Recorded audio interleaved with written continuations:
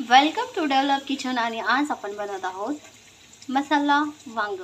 आपण अशा प्रकारे वांग्याचे काप करून घेतले। तुम्हाला जसे आवडतात तसे काप करून घ्या। मी थोडे माझ्या पद्धतीने काप करून घेतले कारण की हे व्यवस्थित शिजावं म्हणून।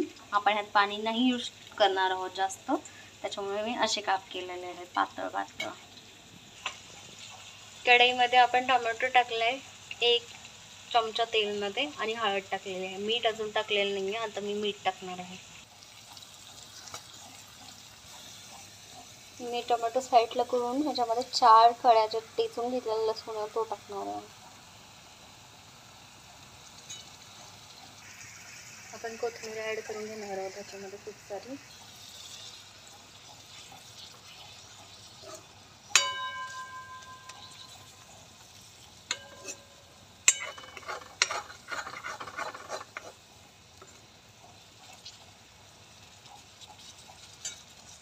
आता आपण ह्याच्यामध्ये वांगे टाकून घेणार आहोत।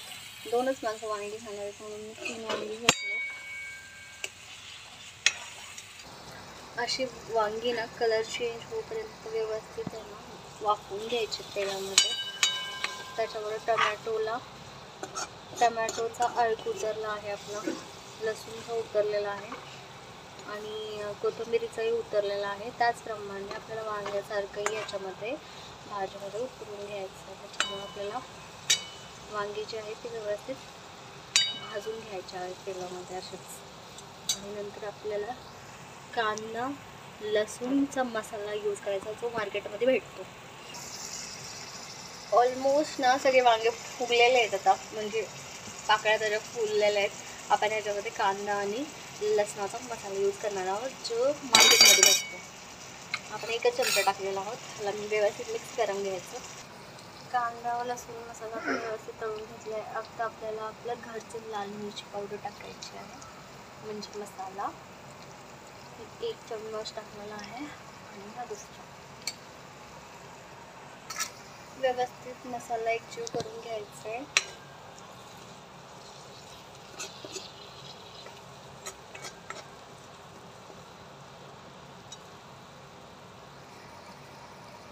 तेल वेगळं होतंय।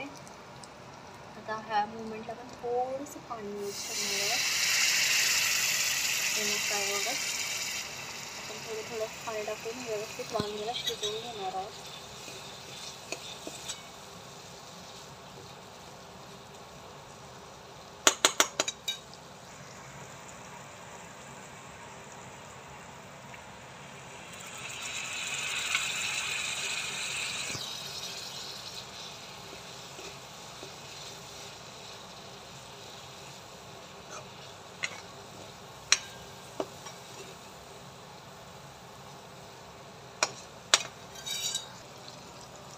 हा मसाला आहे धना पावडर, जिरा पावडर आणि अजवाइन पावडर।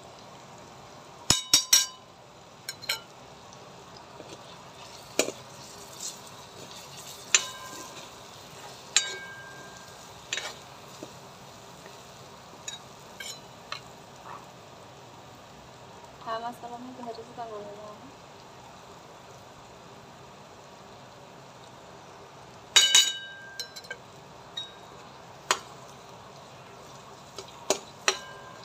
मी जिरा वगैरे मोहरी वगैरे काहीच टाकलेलं नाही आहे ह्याच्यामध्ये। मी त्याची मसाला टाकलेला आहे, आय मीन पावडर टाकलेली आहे। आपण थोडंसं अजून पाणी ॲड करूया त्याच्यामध्ये।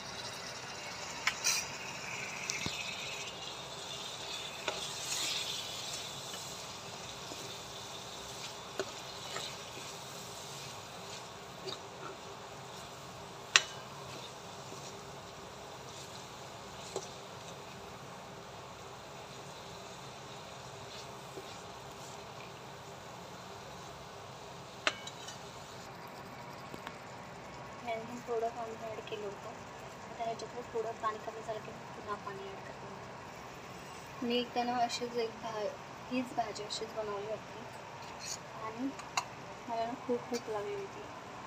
पण ना अचानक मला मम्मीचा फोन आला की आमच्या घरी पाहुणे येत आहेत, म्हणजे मामा मामी आणि मामाचा साडू।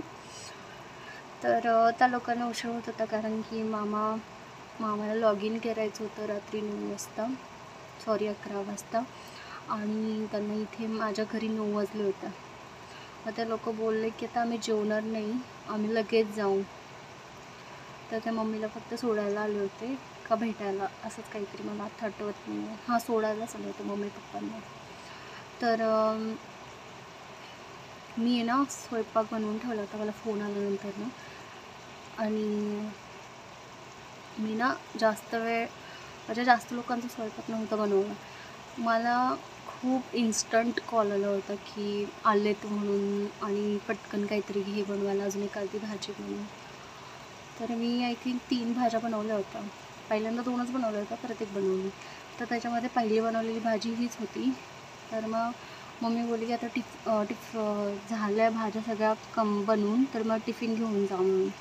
तर मम्मीने सगळी भाजी बनवून दिली होती. मला इतकं वाईट वाटलं होतं.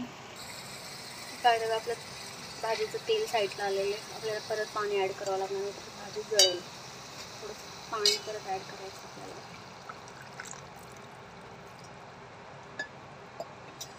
तर मग आहे ना, मग दिली सगळी बांधून भाजी. आणि मला ना खूप भूक लागली होती, मला हीच भाजी खायची होती. मग ह्याचा मसाला थोडा ठेवून घेतला होता मी.